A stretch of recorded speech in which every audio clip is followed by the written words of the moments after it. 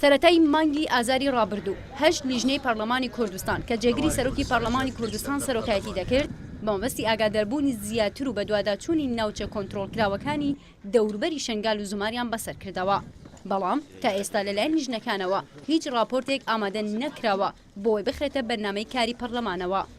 ئەندامێکی لیژنەی ناوچە کوردستانەکانی دەرەوەی هەرێم پەرلەمان بە کەمتەرخەم دەزانێت لە ئاست داواکاری هاوڵاتیانی ئەو ناوچانە و ڕەخنەژنە پەرلەمانتارەکانی لیژنەکە دەگرێت. پەرلەمانی کوردستانێژی ئەو گەم خەمی بەرامبەر پارێزگاها دووکە و ناوچەند کوردستانیان کون کەونە دەڤەرێن پارێزگاها دووکێژی بە خەمساری وەرگریدەن.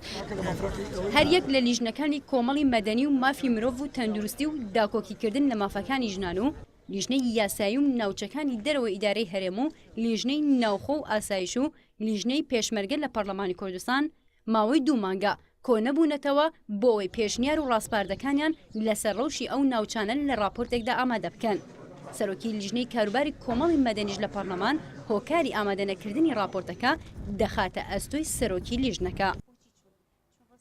مسؤولية لا يجري سروكي برلمانة ومسؤولي وفدك لجنة تحديد كا والرابور بنوسري لبر أوا أجل سبارد بالرابور ننسابه أو دبي توجيهي على سروكاتي برلمان بكري. هەر یەک لە ناحیەکانی زمار و سنوور لە ئێستادا لەلایەن هێزەکانی پێشمەرگەوە کۆنتڕۆڵ کراونەتەوە و ژیانتیاندا ئاسایی بۆتەوە. هەرچی قەزای شنگالە لە ئێستادا تەنها گەڕێکی بربەر و کۆنتڕۆڵ کراوەتەوە کە بە شنگالی کۆن ناسراوە.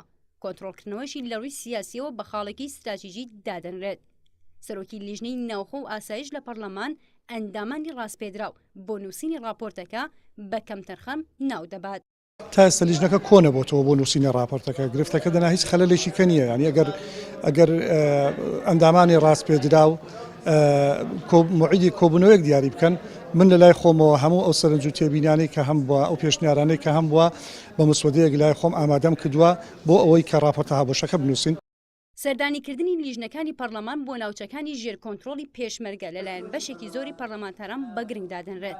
بەڵام ئەوەی لە ئێستادا بۆتە جێی نیگەرانی بەشێک لە پەرلەمانتارانی پارێزگای دهۆک لە سەردەم فراکسیۆنەکان دواخستنی نووسین و ئامادەکردنی راپۆرتێکە لەسەر ڕەوشی ئەو ناوچانەی دەکەونە سنووری پارێزگای دهۆکەوە. شێمە جاف، NRT هەولێر.